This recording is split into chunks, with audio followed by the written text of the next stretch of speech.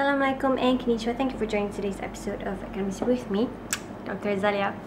Now, in this channel, we mainly talk about academic life and my past PhD journey, and we also talk about scholarships, of course.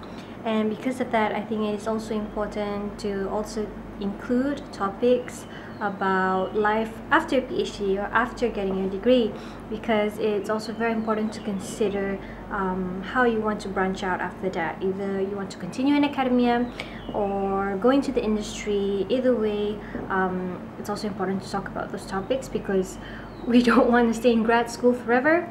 And so for that, I was hoping that we could discuss the topic of networking in today's episode, and why networking is especially very important while you are still in your PhD, while you are still doing your PhD or your master's, either way. Alright, now before we get into that, I think it's important for me to state it up front that I am socially a very, very introverted person. There was a time when I thought that I might be extroverted, and I think with my close circle of friends, I think I am quite extroverted. But when it comes to meeting new people or social events at work or school, university, I'm very introverted, and I'm really shy actually. And because I was so introverted at these kind of social events before COVID and when we still had events, it made me very hard to make connections or network with other people. In fact, every time I went to a conference, I would be something that is labeled as a conference ghost, where I just go in and do the presentation, go to some of the presentations that I like, and then I'm gone. You know, like I don't stick around for the events. I do if people listen to my research and came up to me and asked me about it, then that's fine. Then I'd love to talk there. But if not, then I'm just back to the hotel room, doing my own thing. So, and this actually was really not healthy. Because conferences are supposed to be the place where you make connections, where you network, where you let your research be known to people. And even though that at that time I justified myself for not talking to people, like, oh, if they are interested, they'll come and listen to my presentation. But a conference usually has over 200 presentations, and some of them overlap, and some people don't have the time, and it's most probably they're gonna go to a conference of someone they know, or at least have some sort of acquaintances, to go over someone that they don't actually know. I mean, in that sense. So, but the main point I mean here is that although we always say that PhD is a lonely journey, it's a journey, and each one is different, it's not supposed to be an isolated journey. When it comes to research, your research can't be an isolated one, because even that's the whole point of literature review in the first place, right? You are building off of someone else's research. You are building off of someone else's research, and someone is probably going to build off of yours. And when you continue it, so that the field will eventually flourish and grow. So you can't think of it as like, oh, my research is just my research, is just here. You have to find a way to branch it out and let it known, because it might be very useful to other people's research as well. It's like, oh man, I was looking for this, I didn't know someone was already doing it. So that's why making connections and networking while you are in your PhD is important. However, networking or making connections can be something quite difficult for some people, myself in particular, because when you are introverted, if any of you, I think you'll understand this struggle pretty well. It just takes a lot of you to try to talk or connect with people, and especially when you are in the first few years of your PhD or masters, and there's just imposter syndrome bombarding you from all sides, and you don't even feel like you deserve to be there, and you feel, who am I to go around to these people and talk about my research? I'm just a nobody. So all those strong negative thoughts are there, it makes it even more difficult than usual to actually get the ball rolling when it comes to making network and connections. However, what I have discovered from my experience is actually this networking and this making connections with people, it actually doesn't have to take that much out of you than you actually make it out to be in your head. Because in your head, there's just so many things, so you might make it sound as if like, oh my god, it's the most difficult thing in the world, but it's actually much simpler than that. So if we take a look at the research behind Granovetter's 1973 article, which is The Strength of Weak Ties, his research basically says that we have a better chance of getting opportunities from the relationships that we from weak ties than relationships with strong ties. And they defined strong ties as in your closer circle, so your friends, your family, the people who really know around you. And your weak ties are acquaintances, people you might have come across but just briefly, but they exist there and they know you exist too. So but it's a weak tie. And the reason given for this, now my explanation might not be on point, so I will link down the article for you to read it in more detail. To summarize, your close circle or your strong ties are people who are similar to you. So when they are similar to you, you guys gain the information, you guys have the same form of leverage. So there is not possible that if there is any job opportunity or any other opportunity, it's either your close friends or the circle around you, they are more probable, like if they can do it, if you can do it, then probably they can do it too, kind of thing. Now weak ties, the reason weak ties help you out is because they are outside your circle. So it's someone that is different from you. You don't have the same well, you're different. You don't have the same similarities, I'm sorry. And because of that, it is easier for them to identify you when there's an opportunity that comes up. Let's take, for example, myself as a Japanese speaker. Yes, in my own close friends and whatnot, in my school, of course, we all went to the Japanese school together, so we all have that part of Japanese language with us.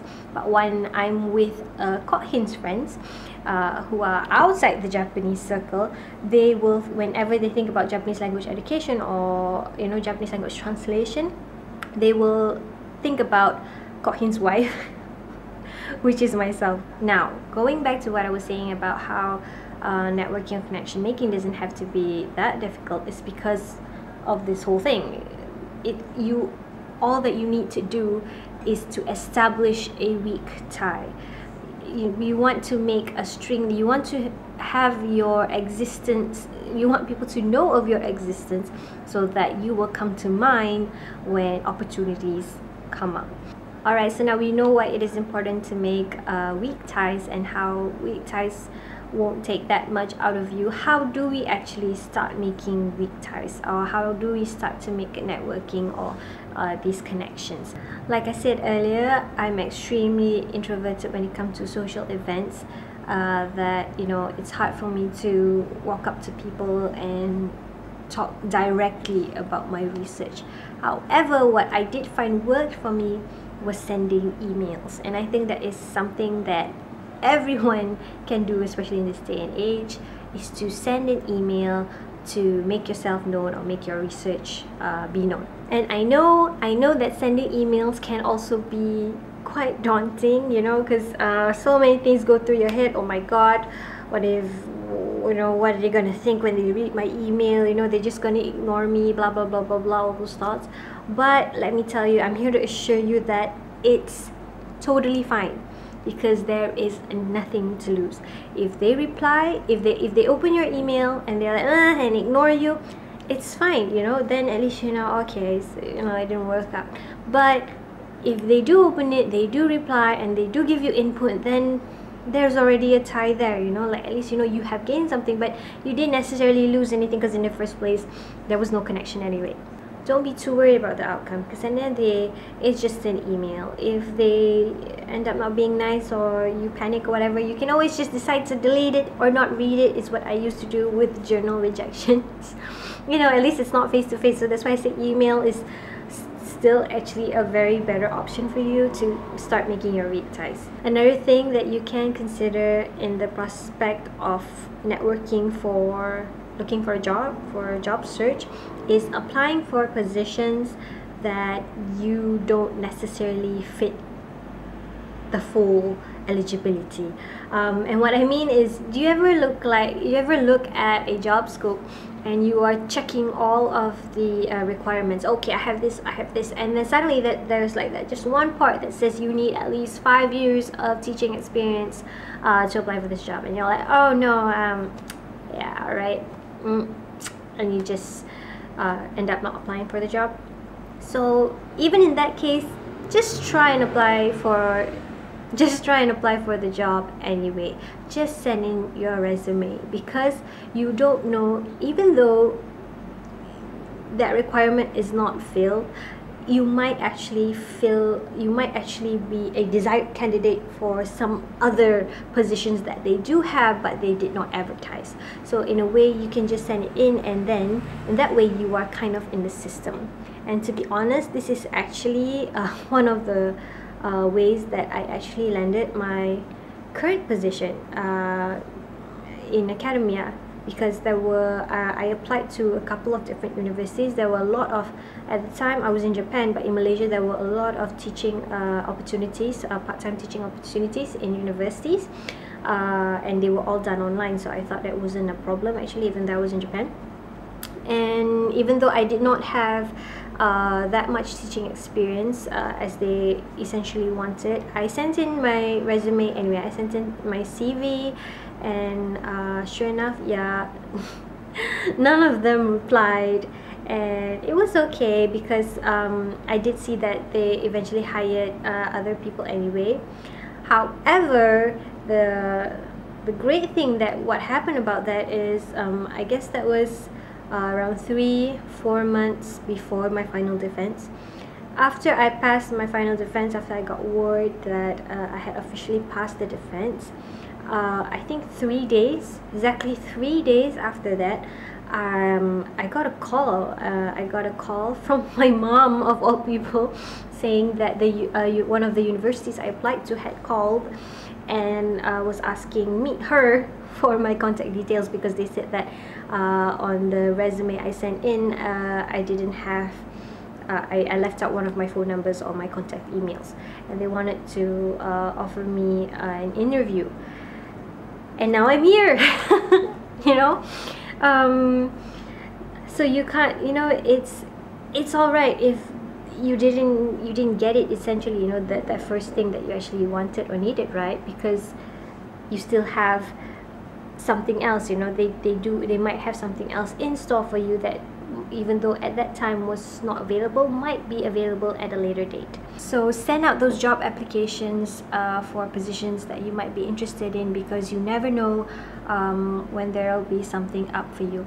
And why I think it's very important for you to do this while you are still in your PhD program, maybe in your final year, is because especially if you plan on proceeding into academia, as in like the university, traditional university, it usually takes some time for them to process your application and for you to get the position. You know, like in Malaysia, for normal university positions, lecturers and whatnot, it usually takes a maximum up to 6 months for them to reply for any application. So if you only wait until you have graduated, until your degree, to do all your job hunting and whatnot, you'll be waiting for a long time, and you might still be waiting in case you don't hear anything. So if you are still in the PhD program and you are still sending it out, then you can even shorten the time frame, or at least let people know that, hey, I'm going to be graduating at this time, so you know, if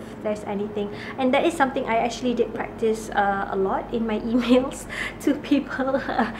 like frequently reminding them when I was graduating and when I was going to get my PhD, so that they know that, oh, okay, by the time, you know, we don't have anything for her now, but by the time she graduates, this position will be empty, so, you know, I think she'll be a good fit, something like that. So yeah, that's I guess a bit about networking and the importance of making connections while you are still doing your PhD. And I think this can apply to you at any stage at all, either way. Just sending out emails, or, you know, not essentially, you know, it's very hard to meet people now, especially during the COVID, but letting people know of your existence and your niche, your research, letting they know that, hey, I exist and I am here. So, you know, that impression that you leave on people, even though, you know, it's just a quick glance, you know, when they look at it, that's why, you know, that the impression you leave is like, oh yeah, that was that one person, you know, it sticks in their head, kind of thing. Anyway, that's it for today's video, I think. Thank you so much for tuning in. I hope you have found something beneficial. We will have a special guest in our next episode. It's not Kohin. I swear to God. And we'll be discussing about more up-to-date issues about the MEC scholarship and applications and whatnot. So tune in for that. Hopefully I can get it done by next week. Anyway, take care. Please stay safe, and Assalamualaikum. Bye.